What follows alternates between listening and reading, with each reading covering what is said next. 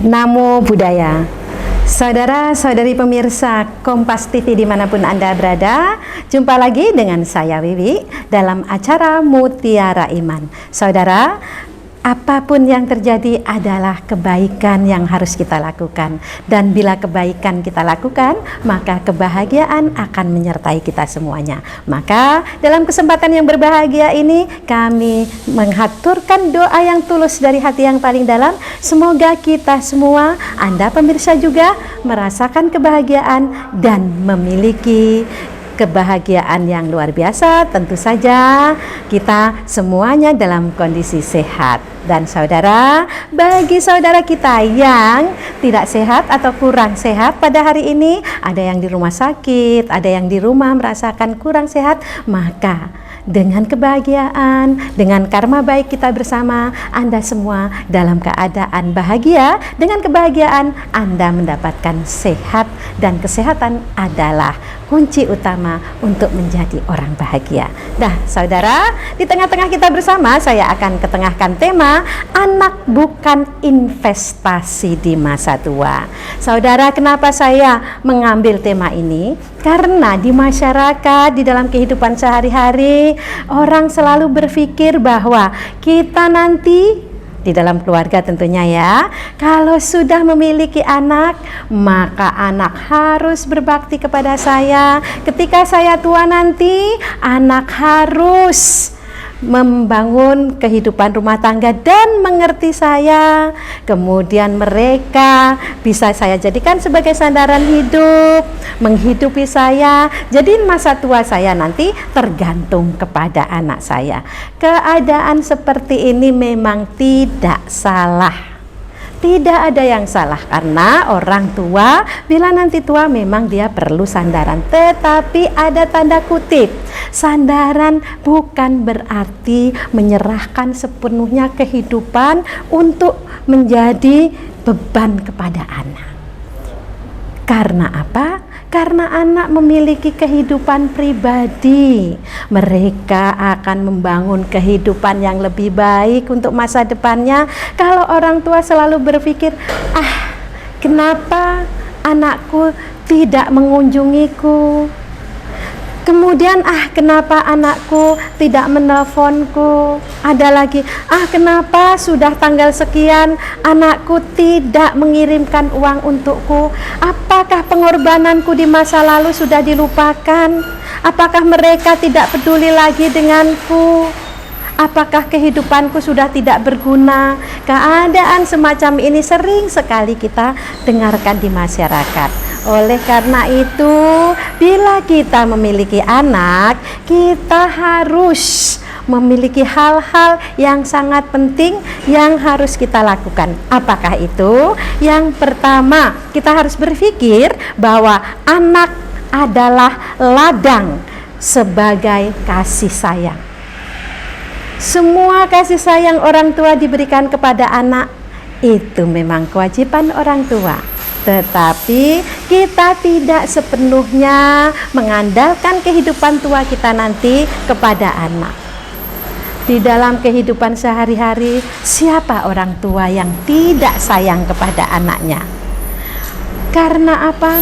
Anak dikandung selama 9 bulan 10 hari. Di masa kandungannya banyak beban yang dia lakukan. Ketika mengandung dia bisa menerima dengan bijak.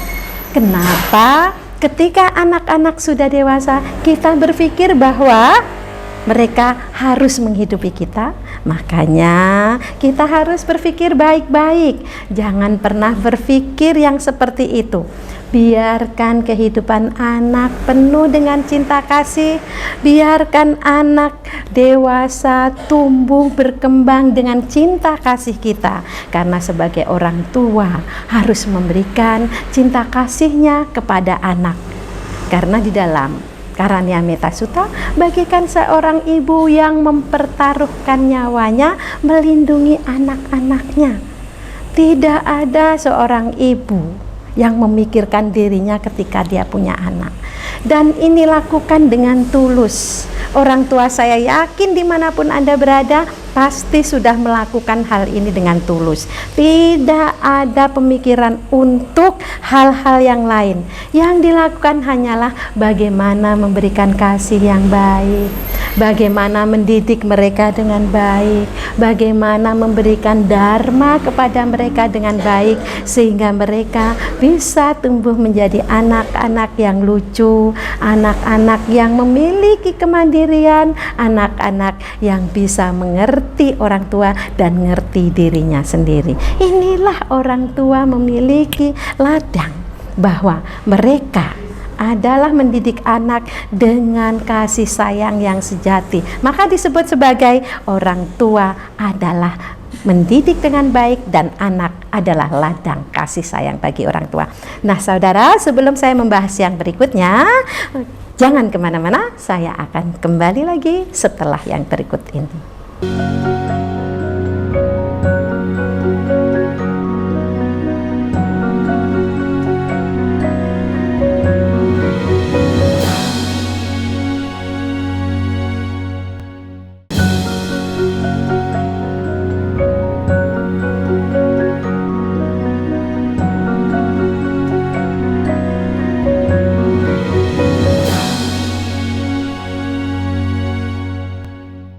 Saudara pemirsa Kompas TV dimanapun Anda berada, masih bersama saya Wiwi dalam acara Mutiara Iman. Dan saudara, setelah saya membahas tentang anak adalah ladang kasih sayang, maka berikutnya saya akan membahas tentang dalam ajaran Buddha terdapat hukum karma dan tanggung jawab pribadi.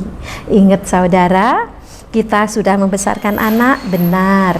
Kita sudah memiliki kasih sayang untuk anak, juga benar. Nah sekarang yang harus kita ingat bahwa kita beragama Buddha, setiap orang harus bertanggung jawab dengan dirinya sendiri. Ini dilakukan di dalam hukum karma. Tidak ada orang lain yang dapat menerima karma kita. Semua yang kita lakukan, kita sendirilah yang akan menanggungnya. Ini yang harus kita ingat baik-baik. Tidak ada orang lain yang bisa menanggung karma kita. Jadi apapun yang kita lakukan, akan kita sendirilah yang akan memetiknya, yang disebut sebagai kama bandu, kama yoni, kama pati sarana, yang kamang karisanti, kalyanang wa papakang wa. Apa itu artinya? Saya adalah pemilik karmaku sendiri, pewaris karmaku sendiri, terlindung oleh karma sendiri, dan berhubungan dengan karmaku sendiri. Bila kita sudah tahu ini akan terjadi pada diri kita, maka kita harus bertanggung jawab. Ingat, anak-anak memang kita yang mendidik, tapi kita juga mengetahui bahwa kita adalah murid dari Sang Buddha. Murid Buddha adalah bertanggung jawab dengan karma sendiri. Orang tua mendidik anak dengan penuh kasih sayang, karena anak sebagai landasan atau ladang yang subur untuk tumbuhnya kasih sayang. Itu nanti orang tua memiliki karma baik dan akan dipetiknya dalam kehidupannya. Demikian juga anak yang sudah diberikan cinta kasih yang tulus oleh orang tuanya, dia juga harus bertanggung jawab pada karmanya sendiri melalui pendidikan orang tua. Karena sebelum itu saya sudah membahas dengan Ibu Tati Sumira bahwa setiap keluarga adalah pendidikan pertama dan rumah adalah sekolah pertama. Jadi setelah menempuh pendidikan pertama di sekolah pertama, anak sudah mulai mengerti bahwa dia memiliki tanggung jawab terhadap karmanya sendiri. Setelah mengetahui hal ini dengan baik, dia akan melakukan sesuatu yang baik sesuai dengan arahan orang tua, sesuai dengan bimbingan orang tua, maka dia juga akan melakukan kebaikannya sebagai tanggung jawab pribadi, karena kita akan hidup lagi dan memetik karma baik yang telah kita lakukan saat ini atau sebelumnya. Dan kita menginjak kepada yang ketiga, yaitu anak berbakti adalah buah dari pendidikan yang baik. Saudara, yakinlah ketika orang tua sudah mendidik anak dengan kasih sayang, sudah mengerti bahwa setiap orang memiliki karmanya sendiri dan bertanggung jawab terhadap perbuatannya sendiri, maka orang tua mendidik anak dengan baik, karena nantinya anak yang sudah dididik dengan baik pasti dia akan berbakti kepada orang tuanya. Jangan pernah berpikir seperti tadi, kok anak saya tidak telepon saya, kok udah tanggal tua anak saya tidak mengirim uang kepada saya, kok anak saya tidak datang mengunjungi saya. Hal ini tidak usah diperhatikan. Walaupun kita punya harapan, tersenyumlah untuk anak kita. Mengertilah bahwa anak kita pasti kalau kita sudah didik dengan baik, dia akan mengerti dan dia akan memiliki kebaikan dan membalas budi kepada orang tuanya.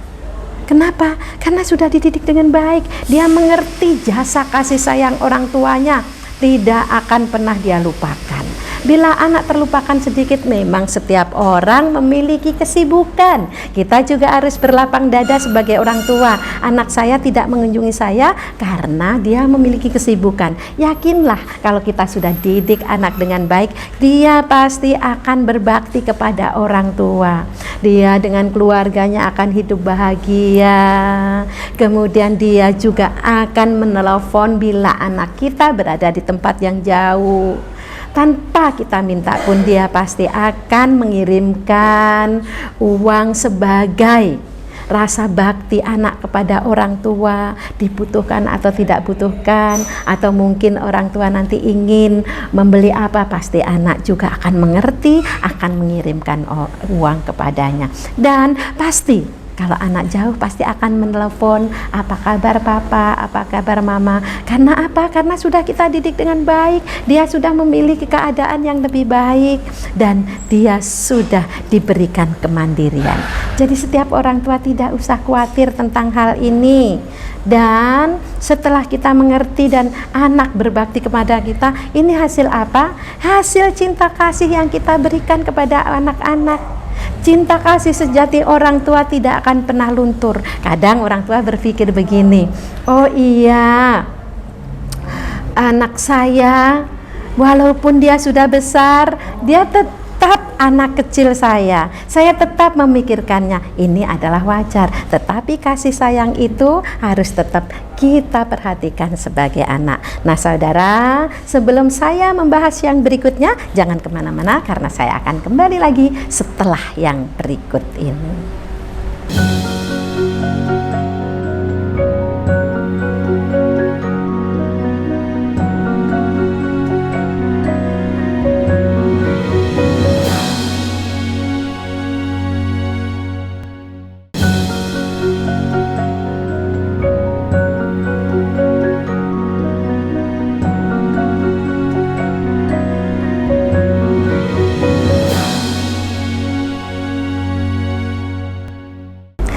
Saudara pemirsa Kompas TV dimanapun Anda berada, masih bersama saya Wiwi dalam acara Mutiara Iman dengan judul Anak Bukan Investasi di Masa Tua. Saudara, setelah kita mengerti bahwa orang tua mendidik anak dengan kebaikannya, dengan ketulusannya, karena anak merupakan ladang yang subur sebagai bekal kasih sayang orang tua, dan orang tua sudah mengerti bahwa anak memiliki karmanya sendiri dan bertanggung jawab dengan karma sendiri, orang tua pasti memiliki cinta kasih yang besar kepada anak-anaknya. Dengan demikian anak-anak akan menjadi anak-anak yang berbakti kepada orang tuanya, baik ketika dia dekat dengan orang tua maupun ketika dia jauh dengan orang tua. Jadi orang tua yang memiliki anak demikian sudah mendidik dengan baik, nggak usah khawatir, anak pasti akan mengingat jasa baik kita. Dan yang tidak kalah pentingnya, supaya kita tidak berinvestasi, tidak harus berpikir bahwa anak saya adalah aset masa tua saya nanti. Ketika saya tua nanti saya akan berlandas kepada anak, saya akan didukung oleh anak, semuanya akan dipenuhi anak. Mau dipenuhi atau tidak, kalau kita mendidik dengan baik pasti anak mengerti balas budi. Maka sekarang saatnya orang tua supaya tidak berpikir bahwa anak adalah investasi. Satu hal yang harus dilakukan orang tua yaitu yang sangat penting, yaitu mempersiapkan masa tua yang bijaksana. Kenapa ini sangat penting? Penting sekali. Supaya apa? Supaya ketika kita mendidik dengan kasih sayang, kita tidak pernah ungkit kasih sayang yang sudah kita berikan kepada anak.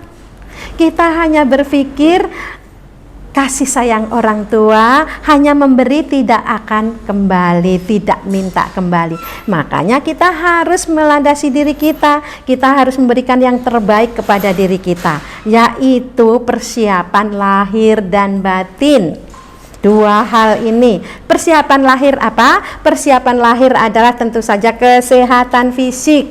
Walaupun saya sudah tua tetapi saya tidak sakit-sakitan. Kenapa? Karena saya menjaga fisik saya dengan baik. Menjaganya dengan cara apa? Dengan cara makan makanan yang bergizi seimbang. Tidak ceroboh, mentang-mentang ada duit makan seadanya, makan apa adanya, makan siapa yang bisa dimakan. Jadinya apapun kita bisa makan, akhirnya apa? Akhirnya terjadilah banyak sekali penyakit di tubuh kita. Kalau demikian uang yang kita kumpulkan pun akan habis untuk berobat. Makanya hati-hati dalam hal makanan, karena makanan akan menentukan kesehatan tubuh kita. Makanlah makanan yang bergizi seimbang. Jangan lupa, kalau sudah makan bergizi keseimbang, ngurangi hal-hal yang menimbulkan kolesterol, menimbulkan darah tinggi, menimbulkan penyakit dalam lainnya. Setelah itu jangan lupa berolahraga. Tentu saja berolahraga sesuai dengan usianya. Kalau pada saat muda mungkin olahraganya lebih keras, pada saat sudah tua lebih lentur. Yang penting jaga kesehatan jasmani kita dengan baik. Kalau kesehatan jasmani sudah dijaga dengan baik, pasti ini akan berdampak dengan batin kita. Dan yang paling penting yang saya belum sampaikan adalah minum yang secukup untuk tubuh kita sendiri. Kalau tadi sudah saya katakan kesehatan fisik sudah terjaga, ini akan menjadi kesehatan batin atau memberi dampak pada kesehatan batin kita. Jangan lupa juga jaga kesehatan batin kita. Batin yang dijaga dengan baik akan sehat dan dua-duanya akan baik. Bagaimana kesehatan batin dijaga? Kesehatan batin dijaga dengan cara meditasi, mindfulness, melihat alam semesta, kemudian masuk nafas dengan rileks, keluarkan nafas dengan rileks, nikmati alam semesta, bahwa kehidupan ini pasti tidak sama, kadang bahagia, kadang duka, biarlah silih berganti. Fokus pada pernafasan, rileks di tubuh, seringlah meditasi.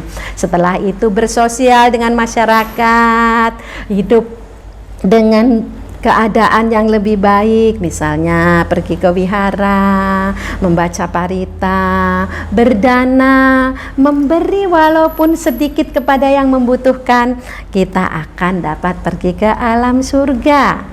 Jadi isi hari-hari dengan hal-hal yang baik, kurangi menggosip dengan tetangga, say hello dengan baik, bahagia dengan tetangga, tetapi bukan untuk menggosip. Bila hal ini kita lakukan, maka kesehatan lahir dan batin sudah kita punya. Kemudian kalau memiliki uang, jangan lupa berikan tabungan di masa tua, karena tabungan di masa tua kita akan hidup mandiri, tidak membuat atau membebani anak kita. Kalau kita sudah demikian, berarti kita tidak akan membebani anak. Kita tidak berinvestasi bahwa masa tua kita akan didukung oleh anak. Kita hidup mandiri, anak bahagia, anak mengerti apa yang harus dilakukan kepada orang tuanya. Nah, saudara pemirsa dimanapun Anda berada, sebagai penghujung acara ini, marilah kita sebagai orang tua menjadi orang tua yang bijaksana, didik anak dengan mandiri dan penuh cinta kasih, karena anak adalah harus dididik dengan penuh kasih sayang dan mereka akan berbakti kepada kita. Setelah ini kita memiliki kesehatan lahir dan batin, akan menjaga diri kita, tidak perlu berinvestasi tetapi kita berinvestasi kebaikan pada diri kita sendiri. Nah saudara, semoga ini bermanfaat dan kita semuanya mendapatkan kebahagiaan. Akhir kata, sabe sata bantu sukitata, semoga semua makhluk hidup berbahagia. Sadu, sadu, sadu.